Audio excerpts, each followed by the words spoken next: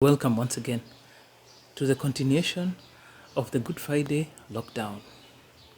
And today's episode is called the Easter Sunday Prison Break. When Jesus died on the cross, he was put in a tomb and everyone panicked and the guards were thrown in place and made sure that he wouldn't escape. They locked it tight. And on top of locking it tight, they added guards. But on Resurrection Sunday, Jesus baffled them all by leaving the tomb from within. The Resurrection Sunday is by far one of the great days and events that are in our Christian life.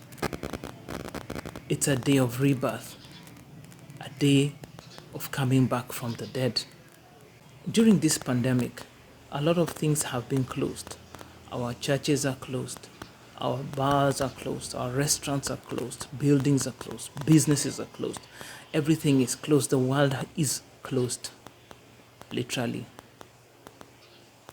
And we are forced to stay home. There are curfews and lockdowns. We're in a pandemic prison. And because of that, we are sometimes fearful because all the news that is coming to us is about deaths, despair, expansion of the pandemic, and every analyst points towards higher and bigger death tolls. The counts are just beyond measure.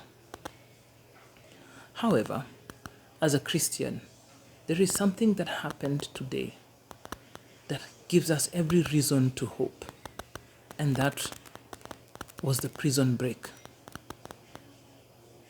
There was a cordon, there were guards, but Jesus broke through. That rebirth is a sign that going forward, we should set ourselves ready for a rebirth in our faith, a rebirth in what we believe, a rebirth in how we live and what we choose and what we cherish. In French, the French word for rebirth is Renaissance. And the Renaissance period was a great period in Europe, for it was a period of exploration, invention, the birth of religions, political arrangements, and even the expansion into the unknown world. And this time, rather than say that it's just a resurrection, we should call it the beginning of our Renaissance, where we shall have a rebirth in our faith, in the way we live and operate. Because we've discovered that even though our churches are closed, our faith lives on. It lives on in the giving that we do, which means we have giving hands. In the prayers that we make, that means we have praying hands. With the encouragement that we share, that's our encouraging heart. That the power of God supersedes the lockdowns, the curfews, and the that we are facing.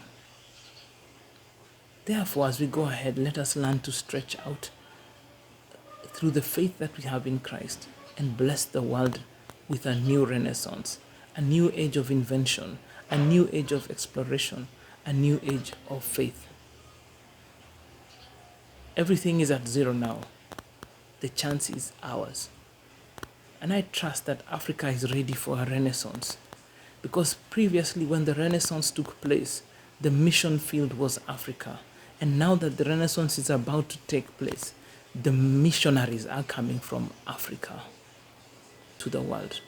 Let's give back for those who gave us.